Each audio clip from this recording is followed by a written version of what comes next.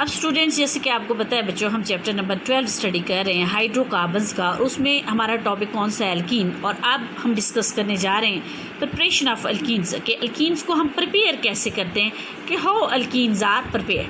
Alkenes are prepared by removal of small atoms, यानी जब कुछ स्मॉल एटम्स को एल्कीन्स में से रिमूव करते हैं। वो स्मॉल एटम्स कौन से हो सकते हैं बच्चों? हाइड्रोजन भी हो सकता है, हाइड्रोक्सिल ग्रुप भी हो सकता है, और हेलोजन भी हो सकता है। From the adjacent carbon atoms of the saturated compound to create a double bond between carbon atom. Adjacent carbon atoms कौन से होते हैं? जो एक दूसरे के साथ साथ होते हैं। जैसे ये 2 कार्बन एटम्स है, तो इसको हम क्या कहेंगे कि these are the adjacent carbon atom. जब हम adjacent carbon atom of the saturated compound में से स्मॉल एटम्स जैसे हाइड्रोजन है, हाइड्रोक्सिल ग्रुप है या हेलोजन है, रिमूव करते हैं, तो उससे क्या चीज़ क्रिएट होती है? Double bond between carbon atoms. Methods of preparation इसके डिस्कस कर लेते हैं। आज जो हम डिस्कस करेंगे इसके 2 मेथड्स ऑफ प्रिपरेशन है। फर्स्ट मेथड ऑफ प्रिपरेशन कौन सा है? Dehydration of alcohol. डी का मतलब बच्चों क्या होता है? रिमूवल। और हाइड्रेशन का मतलब क्या होता है? वाटर। यानी जब अल्कोहल में से हम वाटर को रिमूव करते हैं तो उससे एल्कीन्स प्रिपेयर होते हैं। और नेक्स्ट मेथड हमारे पास कौन सा है? Dehydrohalogenation of alkyl halides. Right, जब अल्काइल हैलाइड्स में से हाइड्रोजन और हेलोजन को रिमूव करते हैं। डी का मतलब क्या है? Removal. Hydro mean hydrogen and halogen, यानी हाइड्रोजन को भी रिमूव करते हैं और हेलोजन को भी रिमूव करते हैं। किस में से? अल्काइल हैलाइड्स में से। उससे क्या चीज़ प्रिपेयर होती है? हमारे पास एल्कीन्स प्रिपेयर होती है। आपको पता है कि आर किसे कहते हैं? अल्काइल रेडिकल को। और एक्स क्या होता है? हेलोजन। और जब अल्काइल रेडिकल के साथ हेलोजन अटैच हो तो उसे हम क्या कहते हैं? अल्काइल हैलाइड्स कहते हैं।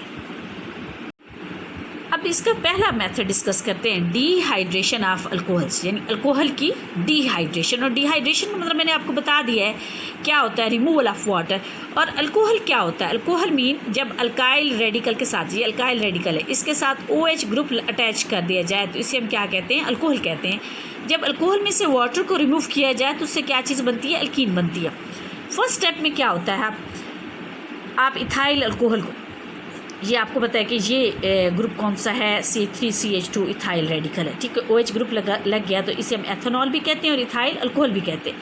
इथाइल अल्कोहल को जब कंसनट्रेटेड सल्फ्यूरिक एसिड के साथ हीट करते हैं एट 180 डिग्री सेल्सियस टेम्परेचर, तो उससे क्या होता है कि इसमें से वाटर रिमूव हो जाता है। और फर्स्ट स्टेप में क्या चीज़ प्रोड्यूस होती है? Ethyl hydrogen sulphate.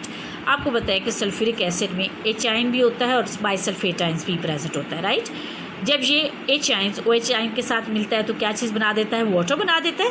ठीक है, और HSO4 को, नेगेटिव को, यानी हाइड्रोजन सल्फेट आयंस को अगर हम OSO3H लिखते हैं, यानी OSO3H क्या चीज़ है हमारे पास? Hydrogen sulphate ions. First step में यानी एथेनॉल को कंसनट्रेटेड सल्फ्यूरिक एसिड की प्रेजेंस में 180 डिग्री सेल्सियस टेम्परेचर पे हीट किया तो क्या चीज़ प्रिपेयर हुई है हमारे पास बच्चों? Ethyl hydrogen sulphate. और सेकेंड स्टेप में क्या है कि इथाइल हाइड्रोजन सल्फेट को जब हम हीट करते हैं तो क्या होता है कि ये हाइड्रोजन यानी CH3 में से एक हाइड्रोजन रिमूव हो जाता है। ठीक है, OSO3H के साथ अटैच होके क्या चीज़ बना देता है? Sulphuric acid. क्योंकि सल्फ्यूरिक एसिड जो है एक डिहाइड्रेटिंग एजेंट है, वाटर को रिमूव करता है। और साथ क्या बन जाता है? यहाँ इसमें से एक हाइड्रोजन रिमूव हुआ तो क्या बच गया हमारे पास? CH2 और double bond CH2, ethene is prepared. ये इसका फर्स्ट मेथड था हमारे पास। कौन सा? Dehydration of alcohol. और इथीन क्योंकि वाटर में सॉल्युबल नहीं होती, so it is collected over the surface of water, यानी वाटर की सरफेस पे हम इथीन को कलेक्ट करते हैं। सेकेंड मेथड हमारे पास क्या है बच्चों?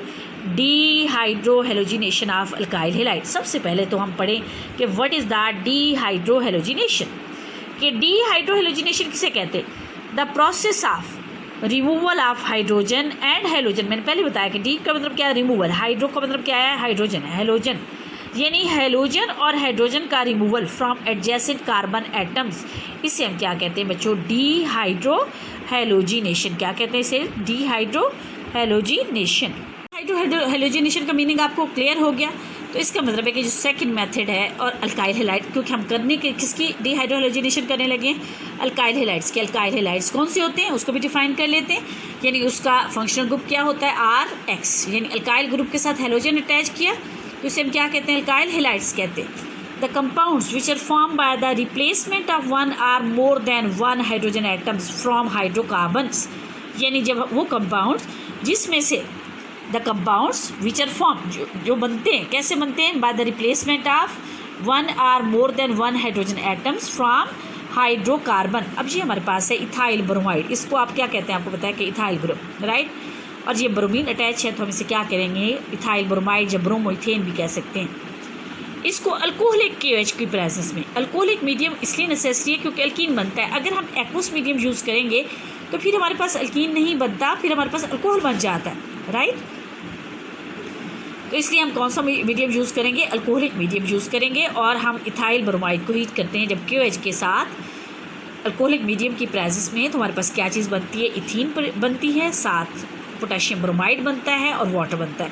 अब मैकेनिज्म चेक करें, ये देखिए ये हमारे पास CH3 है, राइट, और CH2 और Br। अब क्या है कि ये बॉन्ड ब्रेक डाउन हुआ, ये इस बॉन्ड ने इधर मूव किया, ठीक है, इस बॉन्ड ने यहाँ पे मूव किया, और ये जो हाइड्रोजन आयंस बने, ज़ाहिर है जब बॉन्ड ने मूव किया इसके ऊपर पॉजिटिव चार्ज है, ये जो हाइड्रोजन आयंस हैं, राइट, ये हाइड्रोजन आयन जो है इस OH आयन के साथ मिलकर क्या बनाता है, वाटर बनाता है।